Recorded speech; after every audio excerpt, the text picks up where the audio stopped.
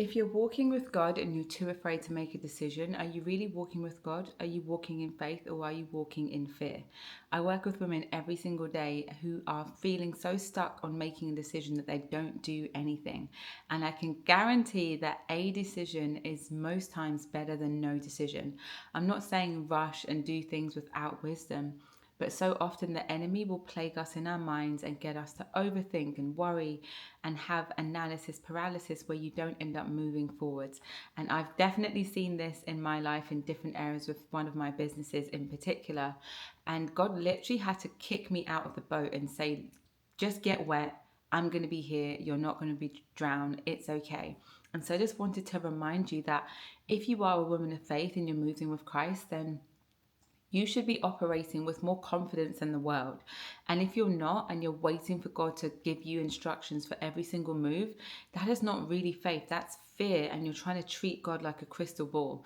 God isn't there to tell you your every step like an overbearing manager or someone who's micromanaging you. Especially if you're an entrepreneur, especially if you're building a business and walking in purpose, you have to undo this employee mindset where you're waiting for someone to tell you what to do, where you're waiting for someone to give you permission.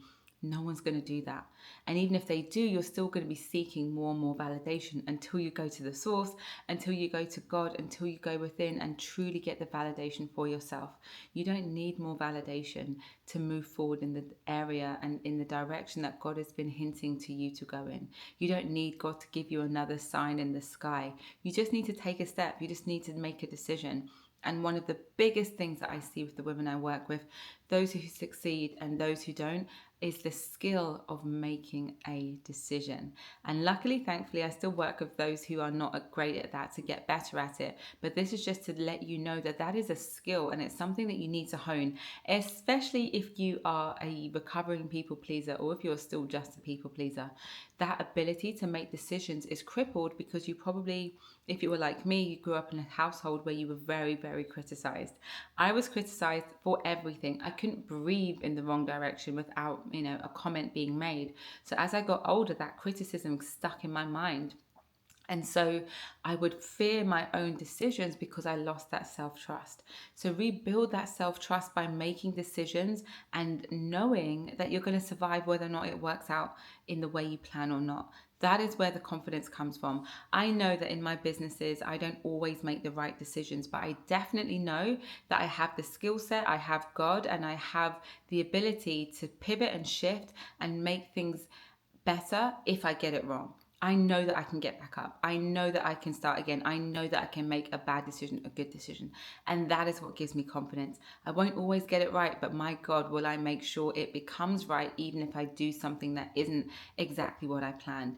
Why? Because my boldness and my confidence is in the Lord, and the Lord is with me, and I'm confident in my own skills. I know who I am. I know my experience.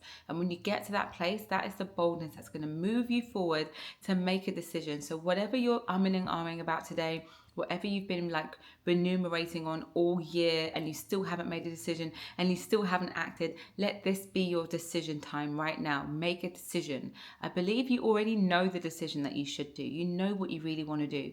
Just do it. Don't wait for another sign. Don't bombard God with another million prayers that you just sit on and do nothing with. Be someone who has active faith. Be a woman who has active, not passive faith. A woman who's moving forward and deciding and allowing God to work and co-create with her, as opposed to a woman that's waiting for God just to plonk things on top of her from a passive, procrastinating, fearful, and, in honesty, a kind of weak position. Be in a strong position, make a decision today, and trust that God is going to let all things work out for good. If you put Him first, if you love Him, if you continue to stay close to Him, He will not let you go wrong. God bless you.